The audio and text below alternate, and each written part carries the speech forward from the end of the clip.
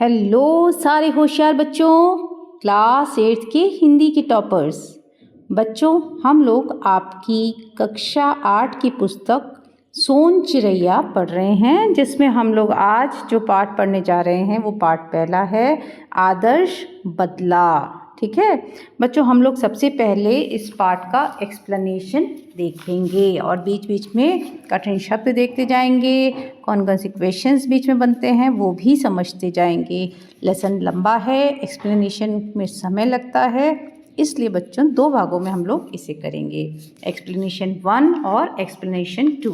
तो आज पहला भाग इसका हम शुरू करने जा रहे हैं। ठीक है बच्चों, तो चलिए फिर शुरू करते हैं बच्चों।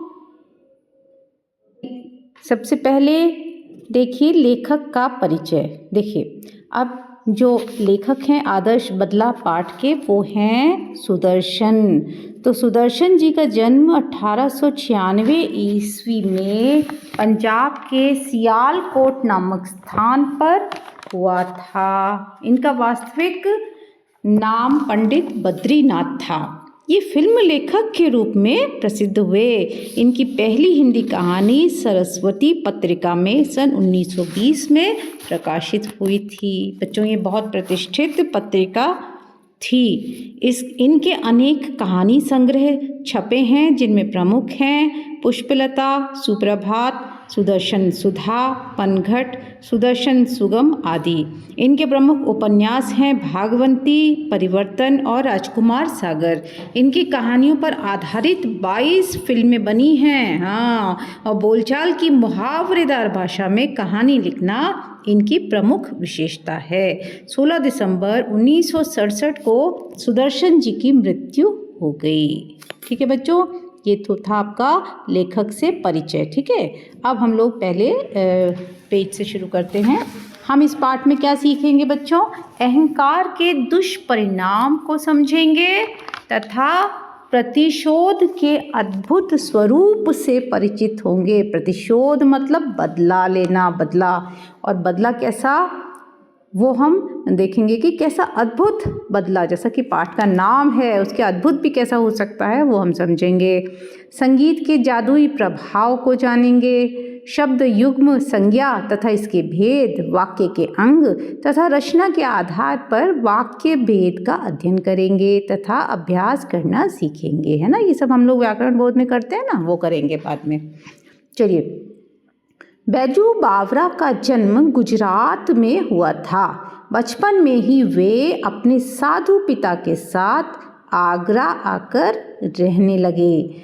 अकबर के दरबारी गायक तानसेन ने अभिमान स्वरूप आगरा की सीमा में गायकों के प्रवेश पर रोक लगा दी थी। ठीक है ना, अकबर के जो दरबारी गायक थे ना, तानसेन बहुत बड़े गायक थे, लेकिन फिर क्या हुआ कि उन्हें शायद अभिमान हो गया अपने गायन का, क्योंकि बहुत अच्छा गाते थे। उन्हें लगता था कि मेरे मुकाबले का कोई भी गायक नहीं है। तो उन्होंने कहा कि अब आगरा की सीमा में सिर्फ मैं ही रहूँगा, कोई भी गायक इसकी सीमा में प्रवेश नहीं करेगा। ठीक है, क्योंकि वो अकबर के प्रिय थे, तो उनका इस तरह से आदेश चलता था। तो बैजू बावरा ने तानसेन को गान युद्ध में परास्त करके उनका अभिमान तोड़ा। पहले तानसेन को कोई हरा नहीं पा रहा था, फिर तानसेन को इन्होंने हराया और आगरा में गायकों के प्रवेश पर लगी रोक को समाप्त करवा दिया। बाद में बैजू बावरा ग्वालियर के राजा मान सिंह तोमर के दरबारी गायक बने। उन्होंने ब्रज भाषा में द्रुपदों की रचना की और मंगल गुजरी तथा गुजरी तोड़ी जैसे नए रागों का निर्माण किया। वे भारत के एक महान गायक थे। इस पाठ में तानसेन के साथ हुए उनके गान युद्ध की घटना को प्रस्तुत किया गया है। ठीक है बच्चों, अब देखिए इसमें आपके हर पाठ में कोटेशन होती है ना। ये देखिए, विल्सन ने कहा सच्चा प्रयास कभी निष्फल नहीं होता। यानी कि अगर हम सच्चे मन से कोई भी काम करते हैं, कोई भी प्रयास करते हैं, तो हमें उसका फल अवश्य मिलता है। चलिए पाठ पढ़ना शुरू करते हैं। सवेरे का समय था। 12 घंटों के लगातार संग्राम के बाद प्रकाश ने अंधकार पर विजय प्राप्त की थी। है ना, अर्थात सुबह हो गई थी रात्रि के बाद। है ना, इसको कहने का तरीका है ना, इस ढंग से कहा गया है कि रात के बाद सवेरा हुआ। इस आनंद में बाग के फूल झूम रहे थे और पक्षीगण मधुर संगीत में मस्त थे, है ना। सुबह सुबह होती है, सूर्य की किरणें जैसी पड़ती हैं तो फूल खिलने लगते हैं और पक्षी भी चहचहाने लगते हैं, तो वही बात इस पे कही गई है। वृक्षों की शाखाएं सुगंधित पवन में खेल रही थीं और पत्ते हर्ष से तालियां बजा रहे थे, है ना। मतलब पत्ते हिलडुल रहे थे, है ना, और चारों तरफ वृक्षों की पत्तों की हरियाली की खुशबू फैली हुई थी।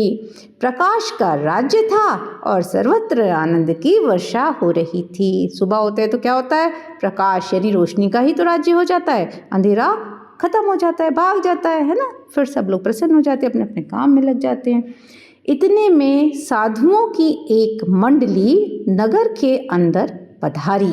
ये स्वतंत्र प्रकृति के ईश्वर के भक्त थे और हरि भजन में तल्लीन होकर संसार का परित्याग कर चुके थे। साधुओं की मंडली आई तो ये कैसे थे, स्वतंत्र प्रकृति के, मतलब ये सिर्फ ईश्वर की आराधना करते थे और किसी की अधीनता नहीं मानते थे, किसी की बात नहीं मानते थे, अपने मन में मौज में रहते थे, है ना। केवल हरि भजन में तल्लीन होते थे। इन्होंने संसार को ही त्याग दिया था, इन्हें कोई मोह माया नहीं थी, ठीक है। जो संसार को त्याग चुके थे उनको सुरताल की क्या परवाह थी, है ना। तो मतलब कोई ये भी परवाह नहीं थी कि हमारे सुरताल बहुत अच्छे जाएं, लोग पसंद करें, उन्हें किसी चीज़ से मतलब नहीं था। वो संसार को ही त्याग चुके थे, उन्हें तो सिर्फ ईश्वर को प्रसन्न करना था। और ईश्वर किससे प्रसन्न होता है, जब हमारा मन, हमारा हृदय साफ होता है, ठीक है। कोई ऊपर चढ़ाता था, मतलब तालसुर को, है ना, कोई ऊपर चढ़ाता था, कोई मुँह से गुनगुनाता था।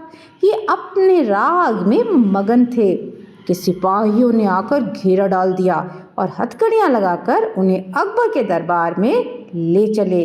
अकबर कौन थे, अकबर मुगल बादशाह थे, है ना। चलिए अगले पेज पे देखिए। उसके प्रसिद्ध गवैये तानसेन ने यह शर्त रखी थी कि जो मनुष्य गान विद्या में मेरी बराबरी न कर सके वो आगरे की सीमा के अंदर न आए। यदि उसने ऐसा किया तो वह मृत्युदंड का पात्र समझा जाएगा। बेचारे वनवासी साधुओं को पता न था, परंतु अज्ञानता भी एक अपराध है। अभियुक्त दरबार में पेश किए गए। तानसेन ने गान विद्या के कुछ प्रश्न किए। साधु उत्तर में मुंह ताकने लगे। अकबर के होंठ हिले और सब के सब साधु तानसेन की दया पर छोड़ दिए गए। उसमें दया का भाव कम था। मृत्युदंड की आज्ञा हुई। केवल एक 10 वर्ष का बालक छोड़ दिया गया। अबोध बालक है, इसका दोष नहीं। बालक रोता हुआ आगरे के बाजारों से निकला और सिर पीटता हुआ जंगल में जाकर अपनी कुटिया में लेटकर तड़पने लगा। उसके पिताजी चले गए ना, उनको मृत्युदंड मिल गया इसलिए। बाबा तू कहाँ है, अब कौन मुझे प्यार करेगा और कौन मुझे भक्ति का मार्ग बताएगा। मेरे बाबा को छीन लिया और मुझे इस अथाह संसार में अनाथ बनाकर छोड़ दिया। अब मेरा कौन पालन पोषण करेगा और घोर संकटों से रक्षा करेगा। इन्हीं विचारों में डूबा हुआ बालक देर तक रोता रहा। इतने में खड़ाऊ पहने हुए, हाथ में माला लिए हुए, राम राम जपते बाबा हरिदास कुटिया के अंदर आए और कहने लगे, बैजू बेटा अशांत मत हो। बैजू घबरा कर उठा और महात्मा के चरणों से लिपट गया। बिलख बिलख कर रोते हुए बैजू ने कहा, महाराज मेरे साथ अनर्थ हुआ है, मुझ पर वज्र गिरा है। बाबा हरिदास बोले, शांति शांति। बैजू रोते हुए बोला, महाराज तानसेन ने मुझे तबाह कर दिया। बाबा हरिदास ने कहा, शांति शांति। बैजू ने चरणों से लिपट कर कहा, गुरुवर शांति जा चुकी है, अब मुझे प्रतिहिंसा की इच्छा है, प्रतिकार की आकांक्षा है ना। प्रतिहिंसा मतलब बदला लेना, है ना, बदला लेना है मुझे। बाबा हरिदास ने बैजू को उठाकर हृदय से लगाया और कहा, तुझे वह शस्त्र दूंगा जिससे तू अपने पिता की मृत्यु का बदला ले सके। बैजू उछल पड़ा और बोला, कहाँ है वह शस्त्र। बाबा हरिदास ने कहा, इसके लिए 10 वर्ष तपस्या करनी होगी। बैजू ने कहा, मैं इस समय गुस्से से पागल हो रहा हूँ। 10 वर्ष क्या, मैं जीवन भर विपत्तियाँ उठाऊंगा, कष्ट सहूंगा, भक्ति करूंगा, तप करूंगा, परंतु वह शस्त्र अवश्य लूंगा जिससे प्रतिहिंसा की अग्नि शांत हो जाए। क्या 10 वर्ष के बाद वह मिल जाएगा? बाबा हरिदास ने कहा, हाँ। बैजू झुक गया।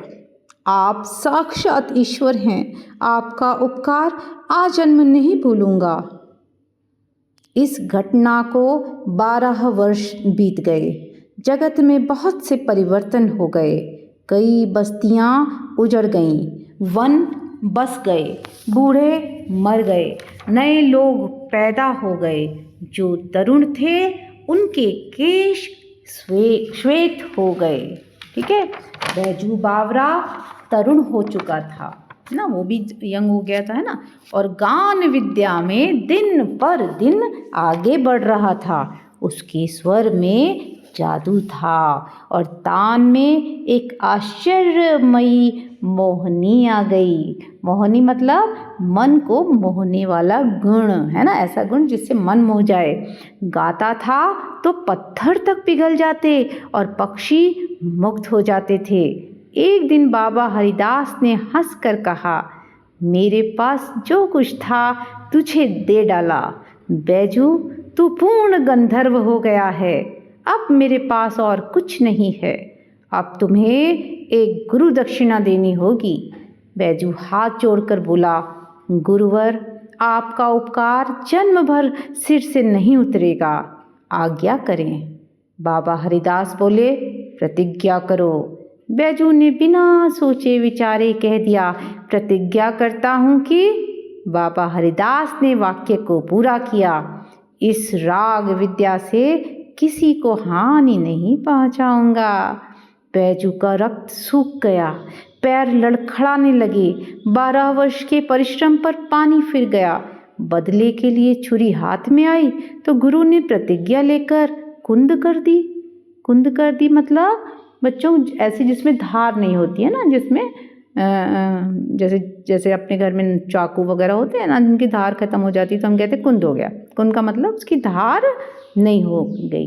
ठीक है, और इसमें पानी फिर गया मतलब सारा मेहनत बेकार हो जाना, है ना, पानी फिर जाना यानी बर्बाद हो जाना, ये मुहावरा है। तो कुंद हो गई, है ना। उन्होंने कहा कि गुरु ने प्रतिज्ञा लेकर कुंद कर दी, मतलब मैं तो बदला लेने की छुरी मेरे हाथ में। बैजू ने होंठ काटे। होंठ काटे मतलब उसको बहुत गुस्सा आता ना, जब अपन होंठ काटे, दांत पीसे, मतलब गुस्सा आ रहा था उसको बहुत, क्या करूं क्या नहीं करूं। वह खून का घूंट पीकर रह गया। क्या करता, गुरु को तो वचन दे दिया था, है ना। पहले के लोग ऐसे थोड़े होते थे, वचन दे दिया तो दे दिया। अब आगे चलिए, है ना, ये कहानी आगे बढ़ गई। अब ये तो वहाँ से तो अब चले गए वो। फिर एक सुंदर नवयुवक साधु आज आगरे के बाजारों में गाता हुआ जा रहा है।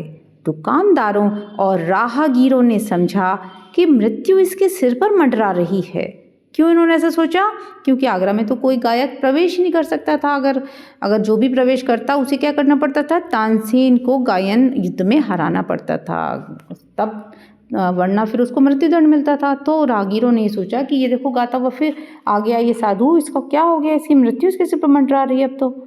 उन्होंने सोचा कि उसे तानसेन की शर्त की सूचना दे दें, परंतु निकट पहुंचने से पूर्व ही मुग्ध होकर अपने आप को भूल गए। यह समाचार नगर में दावानल के समान फैल गया कि एक साधु है जो बाजारों में गा रहा है ना। दावानल क्या होती है? जंगल की आग को कहते हैं बच्चों। जंगल में से एक पेड़ में आग लग जाती है ना तो फैलती चली जाती है, हवा के साथ साथ पूरा पूरा जंगल जल जाता है। तो इसी तरीके से कोई खबर है जैसे दावानल की तरह, एक से दूसरे, दूसरे को तीसरे से वो खबर पूरे नगर में फैलती चली गई कि वहाँ एक साधु है जो बाज़ारों में गा रहा है। और लोग उसके निकट जब पहुँचे तो उन्होंने सोचा थी कि हम इसे शर्त के बारे में बता दें कि भाई तुम जाओ यहाँ से वरना तुम्हें तो मृत्यु मिल सकती है। लेकिन जब उसके पास है और उसका गाना सुना तो उसमें मुग्ध हो गए, बिल्कुल सब कुछ भूल गए और उसी में मुग्ध होकर उसका गाना ही सुनते रह गए। नेक्स्ट पैरा में देखिए, सिपाहियों ने हथकड़ियाँ संभाल ली और पकड़ने के लिए साधु की ओर आए, परंतु पास आना था कि रंग पलट गया, है ना। जो सिपाही थे उनको तो यही आदेश था कि अगर कोई भी गायक गाता हुआ आ जाए तो क्या करना है, तुरंत उसको पकड़ लेना है ना। तो वो तुरंत उन्होंने अपनी हथकड़ियाँ संभाली और साधु को पकड़ने के लिए भागे। लेकिन क्या हुआ, जब पास आए तब तो सब गड़बड़ हो गई। जैसे उसके पास आए तो उन्होंने क्या देखा, साधु के मुखमंडल से तेज की रश्मियाँ फूट फूट कर निकल रही थीं, है ना। तो उसके चेहरे पे इतना तेज था, इतना उन्होंने जो तपस्या करके आए थे ना, उसकी इतना ज़्यादा उनका ग्लोइंग फेस था, उसमें से किरणें जैसी फूट रही थी, मान लो जैसे किरणें फूट फूट कर निकल रही हों। इतना सुंदर चेहरा उन्होंने नहीं देखा था पहले।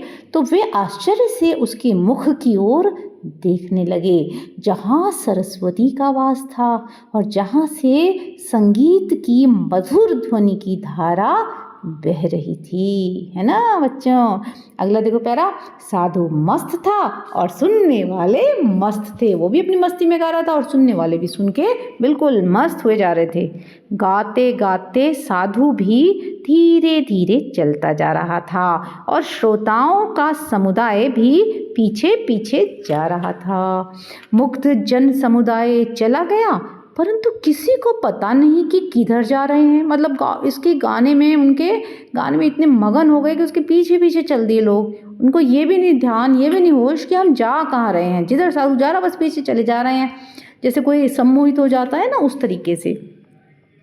जब एकाएक गाना बंद हो गया, जादू का असर टूट गया। तब लोगों ने देखा कि तानसेन के महल के आगे खड़े हैं। उन्होंने दुख और पश्चाताप से हाथ मले। हाय रे, ये कहाँ आ गए। साधु अज्ञान से स्वयं मृत्यु के द्वार आ पहुँचा है ना। उनको क्यों दुख हुआ, क्योंकि इतना अच्छा गा रहा था, वो उन्हें लगा कि ये तो स्वयं ही आ गया मृत्यु के द्वार पे, क्या करें अब। तानसेन बाहर निकला।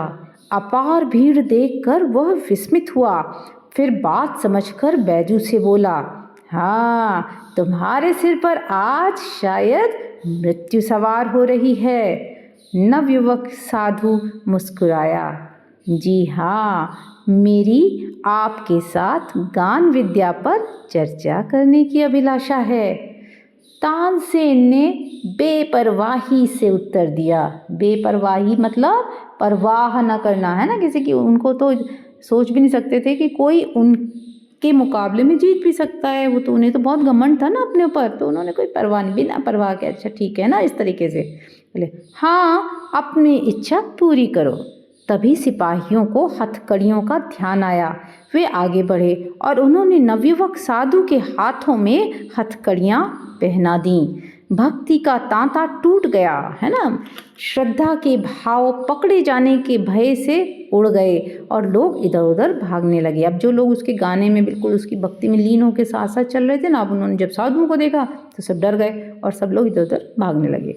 सिपाही कोड़े बरसाने लगे और लोगों के तितर बितर हो जाने के बाद नवयुवक साधु को दरबार की ओर ले चले। दरबार की ओर से शर्तें सुनाई गईं कि कल प्रातःकाल नगर के बाहर वन में तुम दोनों का गान युद्ध होगा। यदि तुम हार गए तो तुम्हें मृत्यु दंड देने का तानसेन को पूर्ण अधिकार होगा, और यदि तुमने उसे पराजित किया तो उसका जीवन तुम्हारे हाथ में होगा। नवयुवक साधु ने शर्तें स्वीकार कीं और सिपाही उसे कारागार में ले गए। वह नवयुवक साधु बैजू बावरा ही था। रवि की पहली किरण ने आगरे की जनता को नगर के बाहर भागते देखा। साधु की प्रार्थना पर सर्वसाधारण को भी उसके जीवन और मृत्यु का कौतुक देखने की आज्ञा दी गई थी, है ना बच्चों। कौतुक मतलब कोई आश्चर्यजनक घटना, है ना। साधु ने खुद ही ये प्रार्थना की थी कि सामान्य जन को, जनता को भी ये जो मुकाबला होने वाला है इसे देखने की अनुमति दी जाए। तो उसके कहने पर, उसकी प्रार्थना पर उन लोगों को अनुमति दी गई थी। तो फिर सारे लोग, पूरी जनता जो है जल्दी जल्दी जल्दी जल्दी भाग भाग कर वहीं पहुंच रही थी, है ना, जिस वन में प्रतियोगिता थी। साधु की विद्वत्ता की धाक दूर दूर तक फैल चुकी थी। जो कभी अकबर की भी सवारी देखने को घर से बाहर न निकले थे, जिन्होंने कभी बड़े बड़े त्योहारों पर भी बाहर आना पसंद न किया था, आज वे भी नई पगड़ियाँ घोंट घोंट कर बांध रहे थे। मतलब लोग इतने उत्सुक हो गए थे उस साधु के साथ मुकाबला देखने के लिए, क्योंकि उनका गाना जिसने भी सुना था वो इतना मुग्ध हो गया था, तो उन्हें लगा कि अब सही एक व्यक्ति आ गया है, आज बहुत ज़बरदस्त मुकाबला होने वाला है। तो ऐसे लोग जो कभी भी घर से बाहर नहीं निकलते थे, वो भी जल्दी जल्दी अपनी पगड़ियाँ बांध कर तैयार होकर जल्दी जल्दी उस मुकाबले की जगह पर पहुँच रहे थे, है ना बच्चों। तो ये हम लोगों ने यहाँ इतना आज मैं यहीं करवाऊँगी एक्सप्लेनेशन, क्योंकि फिर बहुत लंबा वीडियो हो जाएगा, फिर आप लोग परेशान हो जाते हैं ना। तो हम एक्सप्लेनेशन 2 में बाकी का एक्सप्लेनेशन करेंगे, ठीक है बच्चों। चलिए ठीक है, तो फिर एक बार आपको याद दिला दूँ, अगर आपने चैनल को सब्सक्राइब नहीं किया है ना, तो बच्चों चैनल को सब्सक्राइब कर लीजिए। जिन्होंने भी नहीं किया है तुरंत सब्सक्राइब करो, है ना। बेल आइकन को प्रेस करिए ताकि नोटिफिकेशन आपके पास आए, हर वीडियो का नोटिफिकेशन आपके पास आए और आप जो देखना चाहें वो आपके पास अवेलेबल हो जाए। सारे क्वेश्चन आंसर्स, बैक एक्सरसाइजेज सब आपको अच्छी तरह से मिल जाएगी और आप बन जाएंगे हिंदी के टॉपर्स, ठीक है बच्चों। तो चलिए चलते हैं, अंजू मैम आपसे विदा लेती हैं। अब नेक्स्ट वीडियो में हम लोग फिर मिलेंगे एक्सप्लेनेशन 2 के साथ। तब तक के लिए बच्चों जय भारत, जय हिंद।